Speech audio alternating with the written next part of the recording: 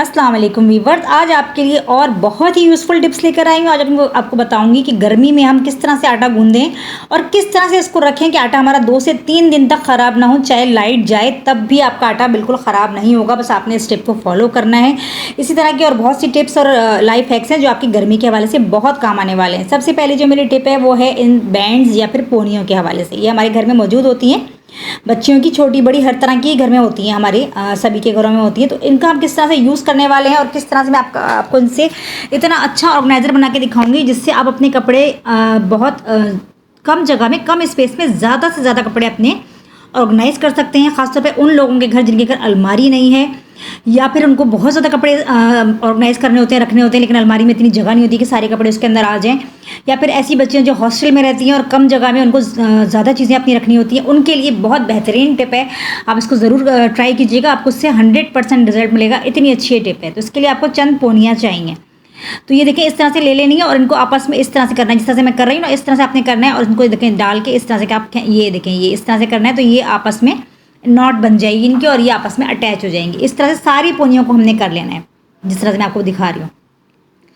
तो सुनने से ज़्यादा आपने देखने पे ध्यान देना है, फिर आपकी समझ में आएगा कि ये किस तरह से मैं इसको लगा रही हूँ। थोड़ा सा मैं भूल जाती हूँ बार बार, लेकिन मैं आपको फिर दोबारा से दिखाती हूँ ताकि आपकी समझ में आ जाए। देखें, इस तरह से हमने डाला और इसको फिर हमने बीच में से निकाल के और ये इस तरह से कर लिया है। देखें, इस तरह से ये बहुत अच्छा हमारा ऑर्गेनाइजर बनके तैयार है। मैं भी आपको इसको इस्तेमाल करके भी दिखाती हूँ कि हम किस तरह से इसको इस्तेमाल करेंगे। इस तरह से आप कम स्पेस में अपनी ज़्यादा से ज़्यादा चीज़ों को रख सकते हैं और उनको ऑर्गेनाइज रख सकते हैं। ये देखिए, हमारा एक बहुत अच्छा सा ऑर्गेनाइजर बनके तैयार है। आप चाहें तो इसको इससे बड़ा भी बना सकते हैं, इससे छोटा भी बना सकते हैं। जितनी आपके पास जगह है ना, उसके हिसाब से आप बना सकते हैं।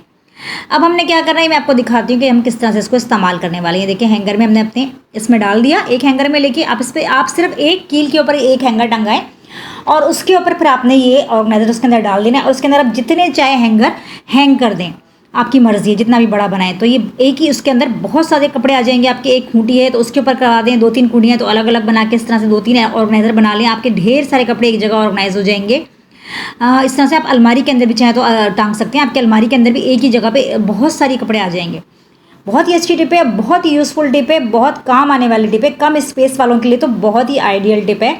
इससे उनके ज़्यादा से ज़्यादा कपड़े ऑर्गेनाइज होंगे और देखने भी आप देखें बुरी नहीं लग रही, अच्छे लग रहे हैं। दरवाजे के पीछे कर लें अपने, या कोई कील पे, खूंटी पे, या अलमारी के अंदर कर लें, जहाँ पे भी आप चाहें कर लें। बहुत अच्छी टिप है, 100% रिजल्ट देने वाली टिप है। इसको ज़रूर ट्राई कीजिएगा और फीडबैक ज़रूर दीजिएगा कि आपको टिप कैसी लगी। नेक्स्ट टिप मेरी आमों के हवाले से। आम, आपको पता है मौसम है आम का, गर्मी का मौसम है। आम सभी को खाना पसंद होते हैं, लेकिन बाज़ लोगों को क्या होता है कि आम खाने से उनको दाने बहुत निकल आते हैं, गर्मी लग जाती है।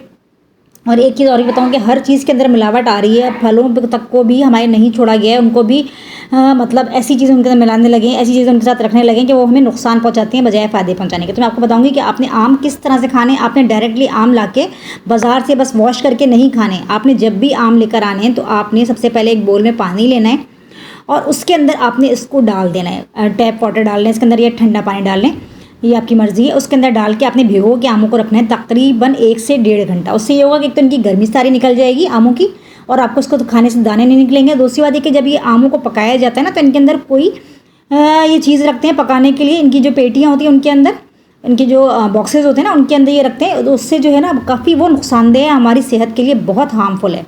लेकिन ज़ाहिर बात है सेहत का ख्याल तो यहाँ पे किसी को है ही नहीं।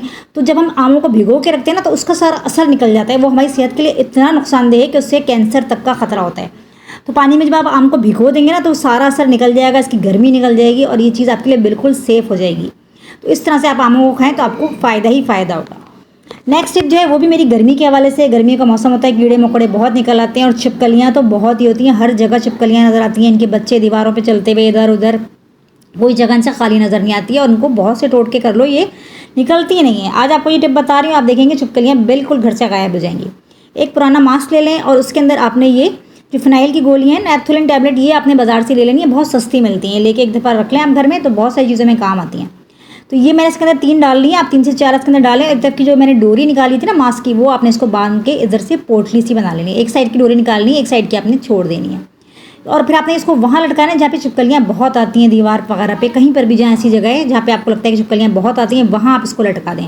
इसकी स्ट्रॉन्ग स्मेल की वजह से छिपकलियाँ बिल्कुल वहाँ पर नहीं आएंगी। आपकी जो जगह है वो बिल्कुल साफ़ हो जाएगी और छिपकलियों से आपकी जान छूट जाएगी। बहुत ही अच्छी टिप है, इसको ट्राई करके देखिएगा और मुझे बताइएगा कि आपको ये टिप कैसी लगी। और इसका ज़रा सी भी पसंद आए ना तो लाइक ज़रूर किया कीजिए, क्योंकि वीडियोस देख लेते हैं फिर आप लोग लाइक नहीं करते हैं। नेक्स्ट जो टिप है वो है जो सबसे ज़्यादा मेन टिप है, यानी कि आटा गूंद के हमारा आटा ख़राब ना हो 2 से 3 दिन, और रोटी भी हमारी हाजमेदार बने। ये मैं आपको बताऊंगी। सबसे पहले तो आपने जब भी आटा गूंदना है, आपने तसले के अंदर हल्का सा ऑयल लगा लेना है। ऑयल क्लियरिंग करने से ये होगा कि आटा चिपकेगा नहीं, बहुत ज़्यादा आटा चिपक जाता है तसले के अंदर और फिर हाथों पे भी चिपकता है, और फिर उस पर साफ़ करना भी एक मुश्किल होता है, और फिर अगर ज़्यादा आटा चिपक जाता है वो ज़ाया भी हो जाता है। तो आप इसके ऊपर हल्का सा ऑयल लगा के गूंदेंगे ना तो आटा जो है बिल्कुल भी नहीं चिपकेगा, बिल्कुल स्मूथ रहेगा, आराम से अलग हो जाएगा जब ये गूंद के तैयार हो जाएगा। उसके बाद नेक्स्ट स्टेप में हमने आटा इसके ऊपर डालना है, और आटा डालने के वक्त आपने क्या करना है कि आपने आटे को छानना नहीं है। आपको पहले भी ये बता चुकी हूँ कि आटे को छानना बिल्कुल फ़ायदेमंद नहीं है। इसकी जो भूसी होती है वो हमारी हेल्थ के लिए बहुत अच्छी होती है, हमारी मैदे के लिए बहुत फ़ायदेमंद होती है। इससे कब्ज़ ख़त्म होता है और इससे कोलेस्ट्रॉल ख़त्म होता है। ये हमारी बीपी को बैलेंस करती है, इतनी ज़्यादा फ़ायदेमंद होती है। और सबसे बड़ी बात ये सुन्नत नबवी है कि आटा को बगैर छने इस्तेमाल किया जाए। जो चीज़ सुन्नत में दाखिल हो आपको बताए वो फिर हमें फ़ायदा ही फ़ायदा देती है, उसका कोई नुकसान नहीं होता है। बल्कि अगर हम छानेंगे तो हमें शायद इस आटे का नुकसान होगा, बगैर छाने आटे का फ़ायदा ही फ़ायदा होता है। तो मैं हमेशा बगैर छाना ही आटा इस्तेमाल करती हूँ। तो आटा हमने निकाल लिया, जितना भी आपने आटा गूंदना है उतना आप आटा गूंद निकाल लें। और उसके बाद मैं आपको बताती हूँ कि अगले स्टेप में क्या करना है। अक्सर लोग आटे में नमक डालना पसंद करते हैं, लेकिन आपको पता है कि नमक बहुत ज़्यादा हमारी सेहत के लिए हार्मफुल है। बीपी और कोलेस्ट्रॉल और मोटापा बहुत ज़्यादा ऐसे मसले होते हैं नमक की वजह से, ज़्यादा नमक की वजह से। तो अगर हम एक आटा ऐसी चीज़ है, मतलब रोटी ऐसी चीज़ है, अगर उसमें नमक ना भी हो तो फिर भी रोटी का पता भी नहीं चलता है। तो अगर जहाँ तक बच सकते हैं हम वहाँ तक तो बचे ना, तो बेहतर है कि आप उसमें नमक ना डालें। मैं भी आटे में नमक नहीं डालती हूँ। हाँ, ये चीज़ जो है ये डालें आप, ये बहुत ही यूज़फुल है। इससे ये होगा कि आपका आटा जो है हाजमेदार होगा, आपकी रोटी बहुत नरम और फुली हुई बनेगी और हज़म होगी, आपको भूख लगेगी। इस गर्मी के मौसम में भी अक्सर लोगों को भूख नहीं लगती है, उनका खाना हज़म नहीं होता है। एक टाइम खाना खा लो तो बाकी दोनों टाइम वो भूखे ही रहते हैं, क्योंकि खाना हज़म ही नहीं होता है। लेकिन आप जब ये चीज़ इसके अंदर डालेंगे तो आपका खाना बहुत अच्छा हज़म होगा, आपकी रोटी हाजमेदार बनेगी और फूली भी बनेगी। ये है अजवाइन, ये हमने 1 चुटकी डाल लेनी है। जब भी आटा गूंदें अजवाइन डालें, आप देखेंगे कि सबके लिए फ़ायदेमंद होगी, बच्चे बड़े सबके लिए। उसके बाद हमने क्या लेना है, हमने ले लेनी है बर्फ़। बर्फ़ के अंदर मैंने पानी डाल के रखा था, ये पानी हमने इस्तेमाल करना है आटा गूंदने में। बर्फ़ वाले पानी से हम आटा गूंदेंगे तो हमारा आटा 2 से 3 दिन ख़राब नहीं होगा, चाहे लाइट चली भी जाए तब भी आपका आटा ख़राब नहीं होगा। तो ये मैंने इसके अंदर पानी डाल के रख लिया था। आप ठंडा पानी भी ले सकते हैं, बहुत ज़्यादा तेज़ ठंडा पानी है तो फिर आप वो ले लें, लेकिन बेहतर ये कि बर्फ़ वाला पानी इस्तेमाल करें। तो ये मैंने पानी इसके अंदर डाल के रखा हुआ था, ये मैंने पानी निकाल लिया जिसमें मैं गूंदूंगी। और बल्कि मैं थोड़ा सा बर्फ़ के टुकड़े तोड़ कर डालूंगी ताकि पानी अच्छा सा ठंडा हो जाए। मैंने बर्फ़ के टुकड़े डाले हैं और अब मैं इस पानी से आटा गूंदूंगी। इस पानी से आप आटा गूंदेंगे तो आप देखेंगे आपका आटा बहुत ही अच्छा गूंदेगा, गर्मी के लिए बहुत अच्छा आइडियल आटा गूंदेगा, बिल्कुल स्मूथ और चिकना। और ये होगा कि आपका आटा ख़राब नहीं होगा ठंडे पानी से गूंदने से ना, ये फ़ायदा होगा। तो ये हम कर लेंगे। और उसके बाद मैं आपको बताऊंगी कि फिर आपने इसको रखना किस तरह है। जिस तरीके से मैं आपको बताऊंगी उस तरीके से आप रखेंगे ना तो ही आपका आटा जो है सेफ रहेगा और ख़राब नहीं होगा। बस ये करना है आपने। और आटा हम गूंद के आपको पूरा फिर दिखाते हैं। बस जिस तरह से मैं आपको बताती जा रही हूँ आपने सारी चीज़ों को फॉलो करना है। और अभी तक अगर आपने मेरे चैनल को सब्सक्राइब नहीं किया तो चैनल को सब्सक्राइब कर लें, बेल आइकन को प्रेस कर दिया करें ताकि हर नई आने वाली वीडियो आपको मिलती रहे। आटा मैंने गूंद लिया है। अब मैं आपको एक और चीज़ बताती हूँ जो कि हमारी अक्सर लेडीज़ करती हैं। वो इस तरह के बोल में आटा देती हैं, इस तरह के जो प्लास्टिक बोल होते हैं, टिफ़न होते हैं हमारे ढकने वाले, उसके अंदर आटा डाल के रखती हैं। इसके अंदर आटा रखने से आटा बहुत जल्दी ख़राब होता है, इसके अंदर अच्छी तरह से ठंडक नहीं पहुँचती है और आटा प्लास्टिक जो है ना उसके अंदर बहुत जल्दी ख़राब होता है। कभी भी इसमें आटा मत रखा करें। या तो आपने एल्युमिनियम का बर्तन लेना है, देखिए मैंने एल्युमिनियम का बर्तन बनाया हुआ है, उसी के अंदर मैं आटा रखती हूँ। या फिर आपने स्टील का कोई बर्तन ले लेना है, उसको बना लेना है आटे का बर्तन और उसके अंदर रखें, तो उसके अंदर आपका आटा ज़्यादा देर तक ख़राब नहीं होगा।